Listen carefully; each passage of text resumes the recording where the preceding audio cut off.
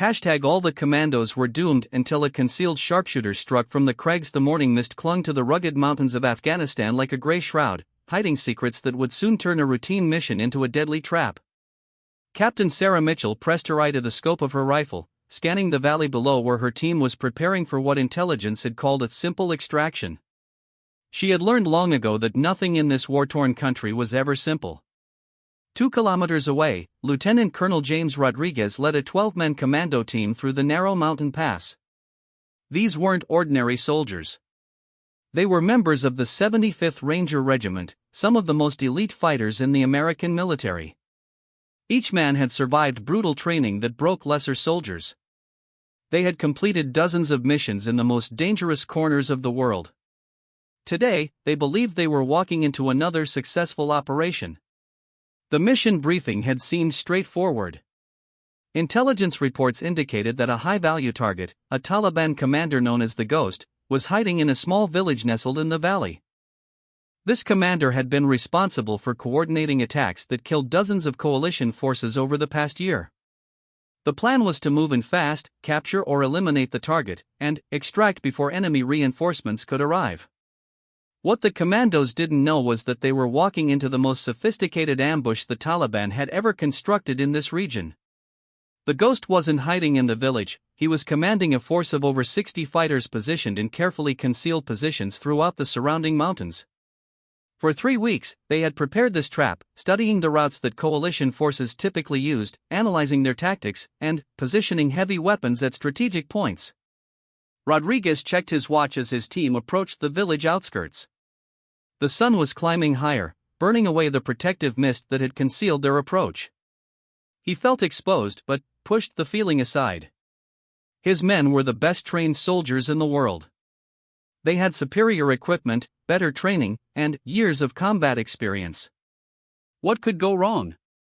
Sarah Mitchell had different concerns.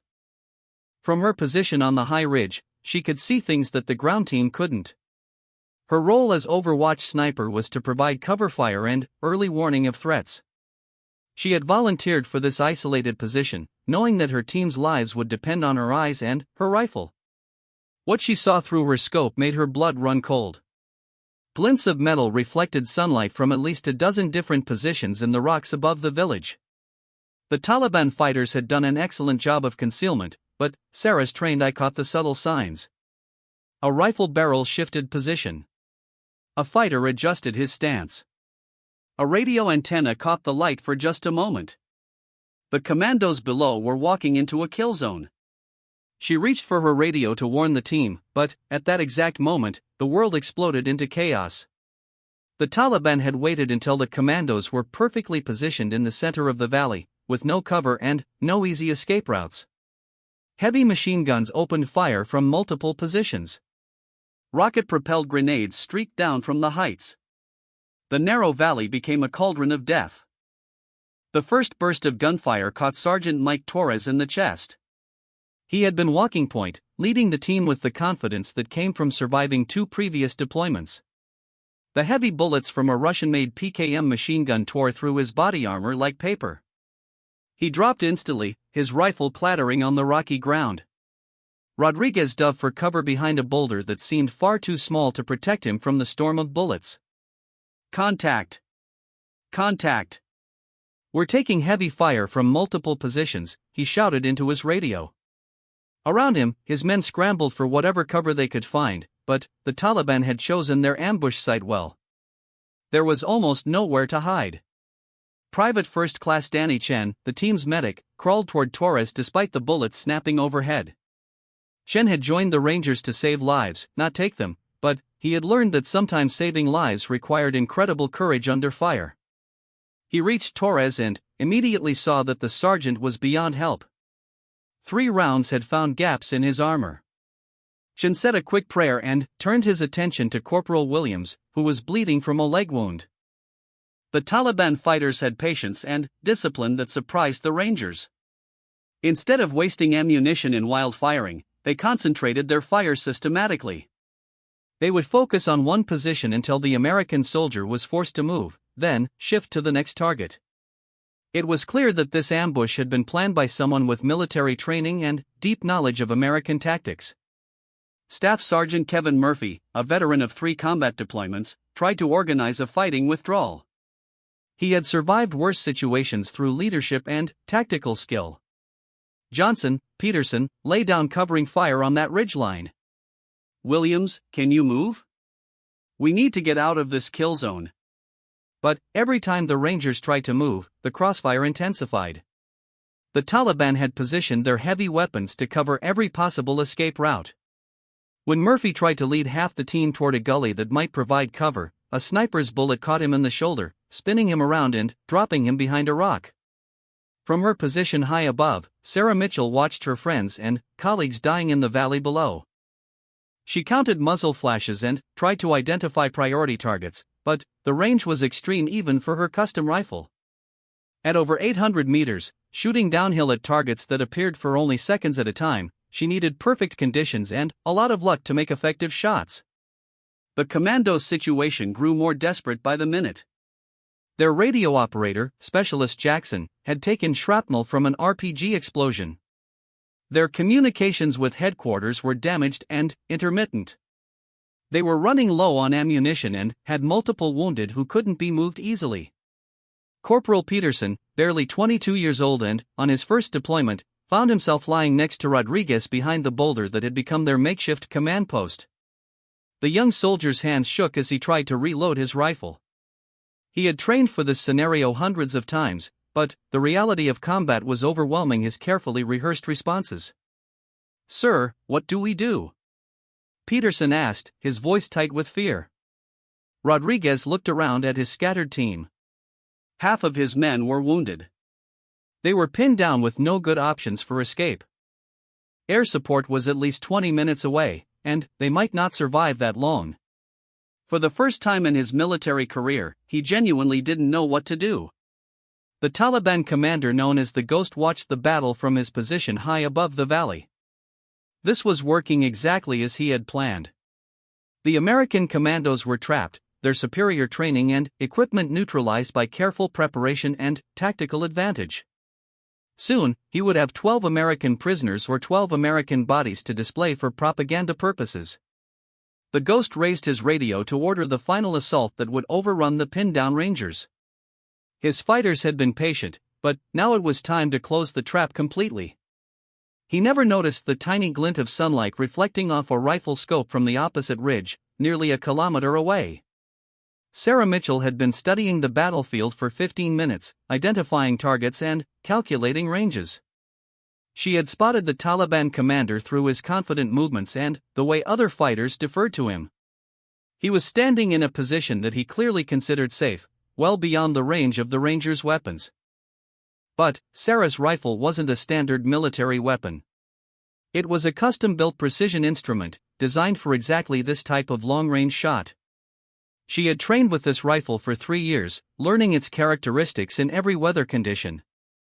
She knew exactly how far her bullets would drop at different ranges, how wind would affect their flight path, how temperature and humidity changed their velocity. The distance to the Taliban commander was 947 meters, nearly a kilometer.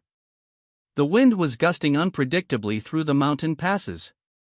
She would be shooting downhill at a steep angle, which changed the bullet's trajectory in subtle ways. It was one of the most difficult shots she had ever attempted, and she would only get one chance before the commander's position was compromised. Sarah controlled her breathing and studied the wind patterns by watching how the morning mist moved through the valley. She made minute adjustments to her scope, compensating for the extreme range and the challenging conditions.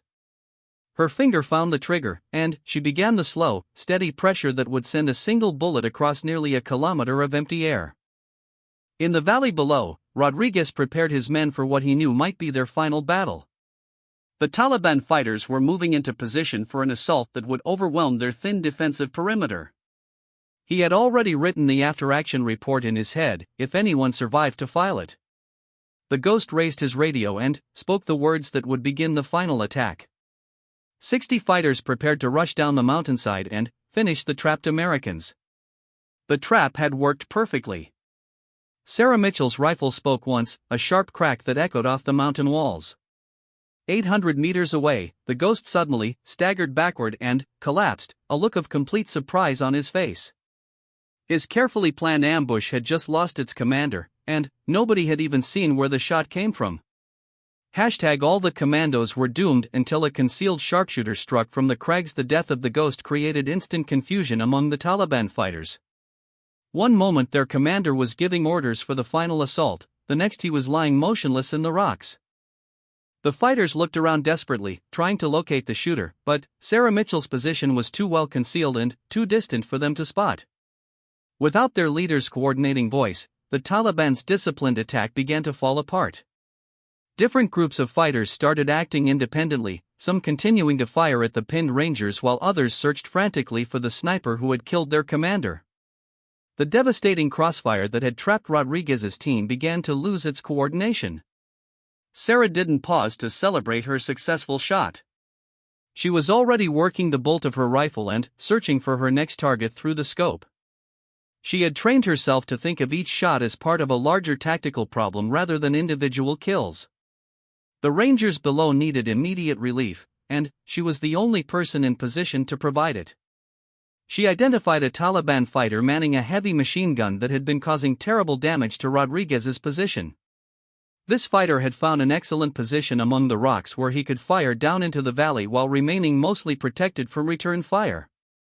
Sarah estimated the range at 734 meters, still an extremely difficult shot, but more manageable than her first. The machine gunner was focused entirely on the rangers below and had no idea that death was stalking him from across the valley. Sarah adjusted her scope for the shorter range and steadied her breathing. This time, the wind was more predictable, blowing consistently from the northeast at about 8 miles per hour. Her second shot was as perfect as the first. The heavy machine gun fell silent instantly, its operator collapsing over his weapon. 2 key positions eliminated, and the Taliban fighters still had no idea where the shots were coming from. In the valley, Rodriguez immediately noticed the change in the battle's rhythm. The devastating fire from above had lessened significantly, though they were still pinned down and taking casualties. He didn't know what had caused the change, but he was experienced enough to recognize an opportunity when it appeared. Murphy. Williams. Can you see that gully to our left? We need to move the wounded there while we have this break in the fire. Rodriguez shouted to his surviving team members. Staff Sergeant Murphy, despite his wounded shoulder, began organizing the movement of their most seriously injured. Corporal Williams dragged Private Chen toward the slight depression in the ground that might provide better cover. They were still taking sporadic fire, but the coordinated, overwhelming assault seemed to have stalled. Sarah continued her methodical elimination of key Taliban positions. She had identified what appeared to be a spotter working with another sniper team. This man was using binoculars to direct fire from other fighters, making him a high-priority target. The range was 823 meters, and the target kept moving between 2 different positions among the rocks. She waited patiently for him to settle in one spot long enough for a clean shot. Patience was perhaps the most important skill for a sniper, more important than marksmanship or knowledge of ballistics. Sarah had learned to think like a predator, waiting for exactly the right moment to strike. When the Taliban spotter finally stopped moving to get a clear view of the ranger's position, Sarah was ready. Her third shot eliminated another crucial link in the enemy's tactical chain. The Taliban fighters were now operating almost blindly, unable to coordinate their fire effectively. The psychological effect of the invisible sniper began to spread through the Taliban positions. Fighters who had been confident and aggressive just minutes earlier now found themselves looking nervously over their shoulders. Every shadow might hide an enemy. Every sound might be their death approaching. The fear of the unknown sniper was as damaging to their morale as the actual casualties. Rodriguez seized on the growing confusion among his enemies. He gathered his surviving men for a coordinated movement toward better defensive positions. They were still outnumbered and outgunned, but at least they weren't sitting helplessly in a kill zone anymore. Peterson, Johnson, provide covering fire. Everyone else, move fast and low toward those rocks. Rodriguez ordered. The young rangers moved with the fluid precision that came from countless hours of training. Despite their wounds and exhaustion, they maintained their discipline and tactical awareness. They had no idea that an angel of death was watching over them from the distant ridge, but they could feel that something had changed in their favor. Sarah continued her deadly work with mechanical precision. She had located what appeared to be the Taliban's second-in-command, a man who was trying to restore order among the scattered fighters. He was moving between different positions, attempting to coordinate a renewed assault on the Rangers. This target presented different challenges. He was moving frequently and unpredictably, never staying in one spot for more than a few seconds. Sarah would need to anticipate his movements and time her shot perfectly. The range varied between 680 and 750 meters as he moved among the rocky positions. She studied his movement pattern through her scope, noting that he seemed to favor a particular position that gave him a good view of both his own fighters and the Rangers below. If she could predict when he would return to that spot, she might get a shot opportunity.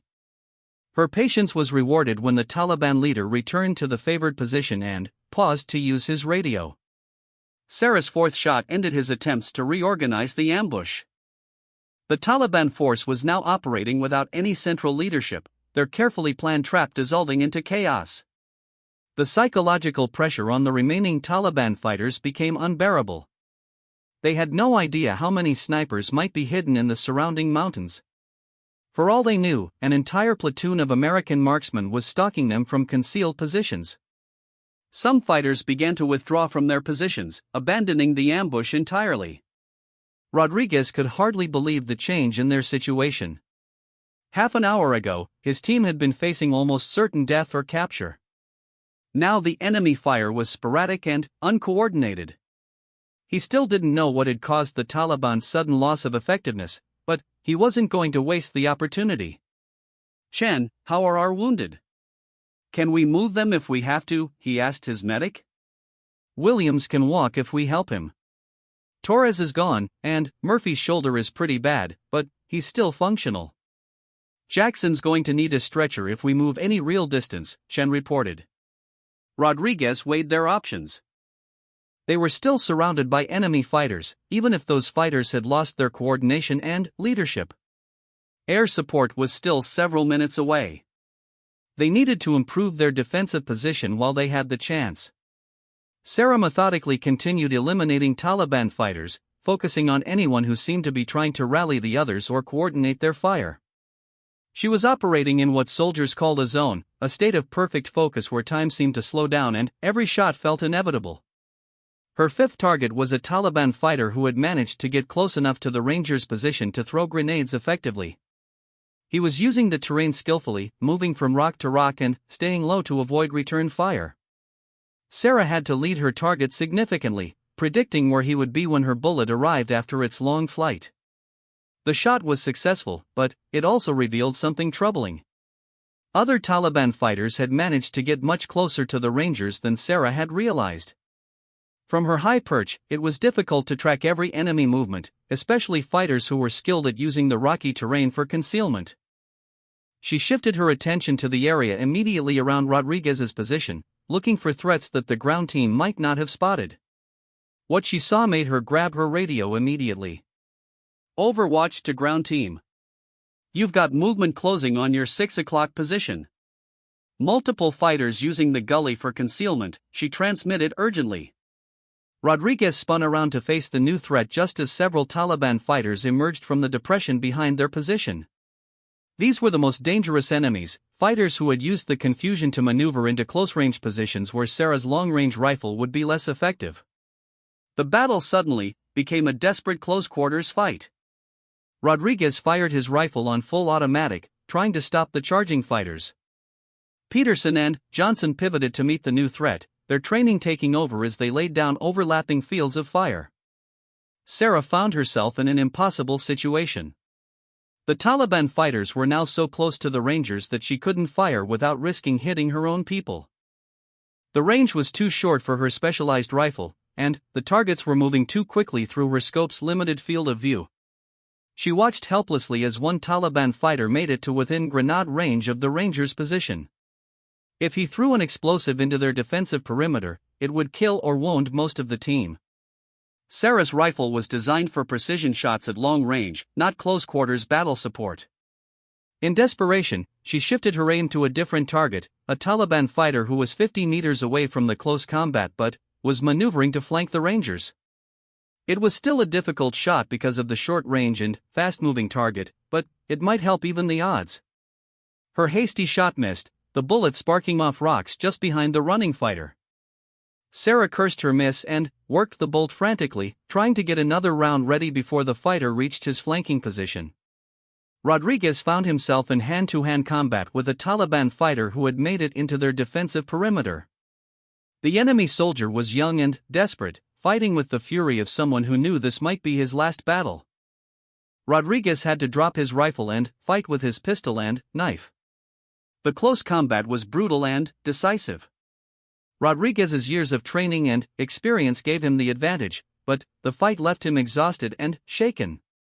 Around him, his team was holding their positions, but barely. They were running dangerously low on ammunition and had no room left to retreat.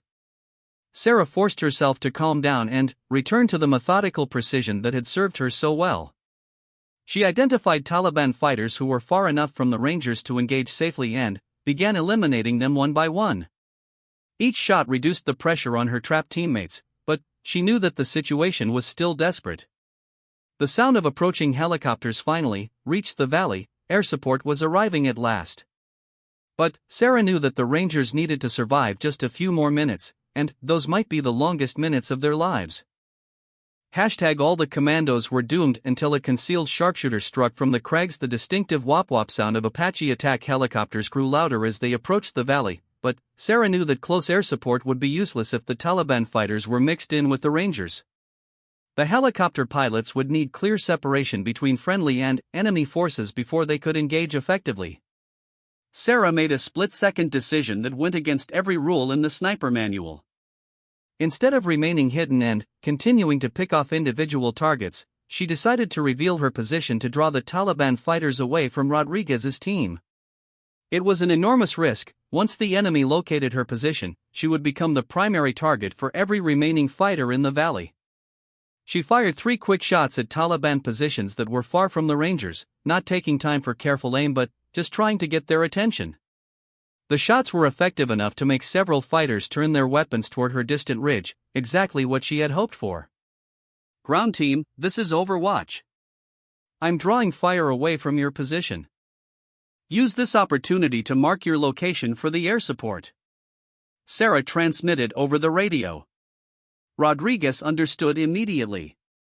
He pulled out an orange smoke grenade and threw it into the open ground near their defensive position. The bright orange smoke would clearly mark their location for the helicopter pilots, allowing the Apaches to distinguish between friendlies and enemies. The Taliban fighters who had spotted Sarah's muzzle flashes began firing at her position with everything they had. Heavy machine gun rounds and rocket-propelled grenades exploded around her rocky perch, sending fragments of stone flying through the air.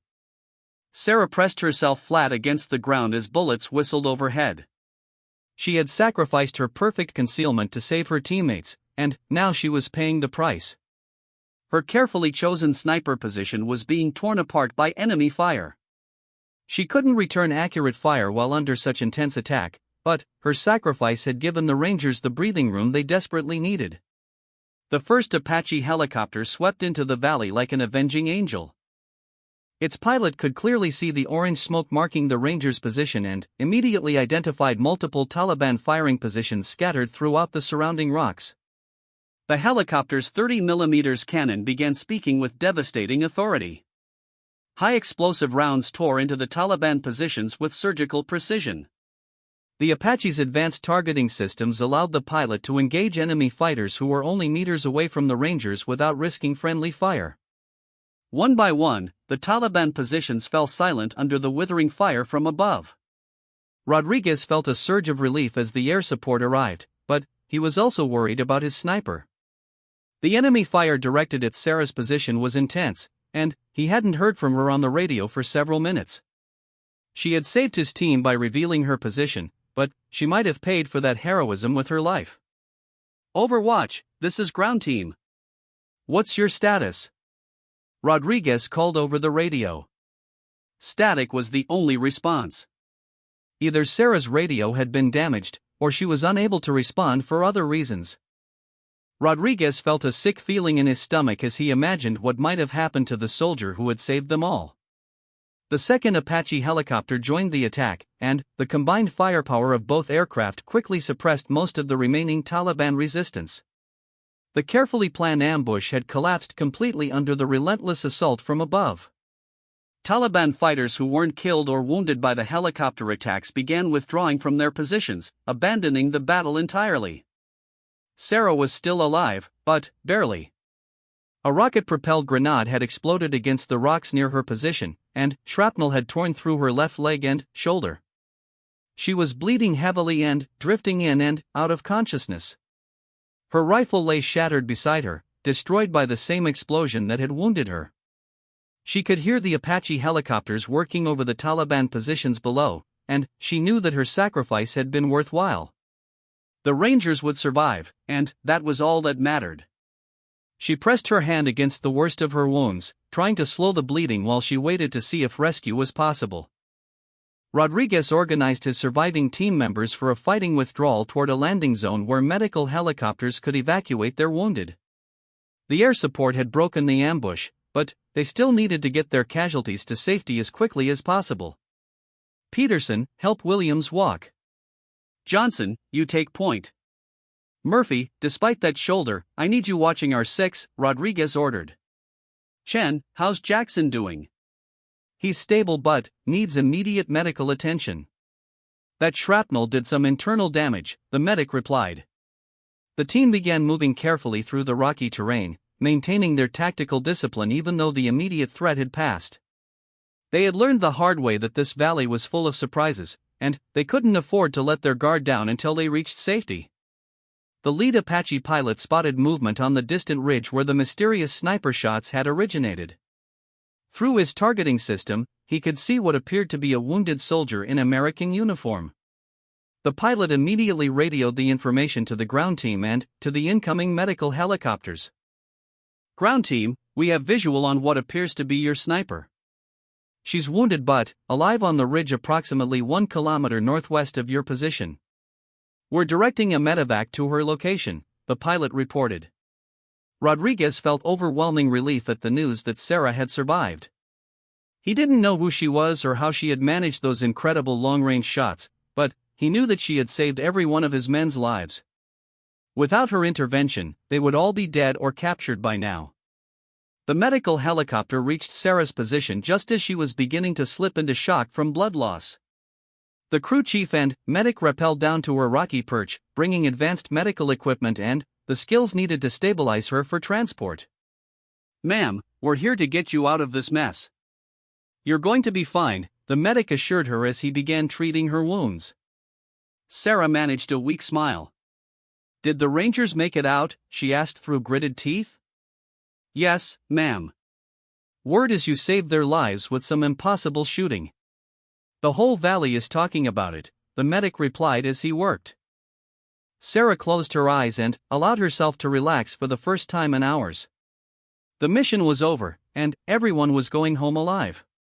That was all that mattered. The evacuation proceeded smoothly, with medical helicopters transporting both Sarah and the wounded Rangers to the nearest field hospital. The Taliban had withdrawn completely from the area, leaving behind their carefully prepared positions and taking heavy casualties with them. As Rodriguez waited for his turn to board the evacuation helicopter, he looked up at the distant ridge where Sarah had conducted her remarkable shooting. He had never seen precision marksmanship like that in 15 years of military service. 8 confirmed kills at ranges exceeding 800 meters, including the shot that killed the Taliban commander at nearly a kilometer distance.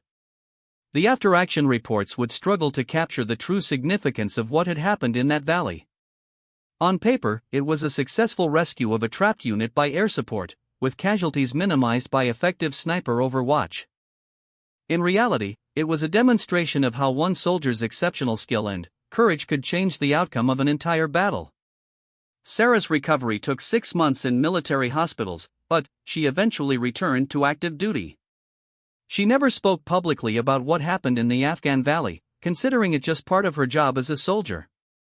The official records listed her achievements in dry, technical language that couldn't convey the desperate drama of that morning's battle. Rodriguez received a Bronze Star for leadership under fire, and his entire team was recognized for their courage in extremely difficult circumstances. But he knew that the real hero of that day was the sniper who had risked everything to save them from an impossible situation. Years later, after both soldiers had retired from active service, Rodriguez finally met Sarah at a veterans' reunion. He was able to thank her personally for the shots that had saved his life and the lives of his men. She simply nodded and said that she would do the same thing again without hesitation. The Taliban never again attempted such an elaborate ambush in that valley. The story of the invisible sniper who could kill at impossible ranges became a legend among the local fighters, a cautionary tale about the dangers of underestimating American soldiers. The valley returned to its ancient quiet after the battle, with only scattered brass cartridges and damaged rocks remaining as evidence of the life and death struggle that had taken place there. But the men who survived that day would never forget how close they had come to death, and how one soldier's extraordinary skill had pulled them back from the edge. Sarah Mitchell's shots that morning represented more than exceptional marksmanship. They demonstrated the warrior spirit that refuses to abandon brothers in arms, no matter how impossible the odds or how great the personal risk. In a profession where courage is common, she had shown courage that was truly extraordinary. The commando team that had seemed doomed in the early morning hours returned home to their families, their lives saved by a concealed sharpshooter who struck from the crags when hope seemed lost. It was exactly the kind of story that reminded everyone why they served, and why some battles can never be lost as long as soldiers are willing to risk everything for each other.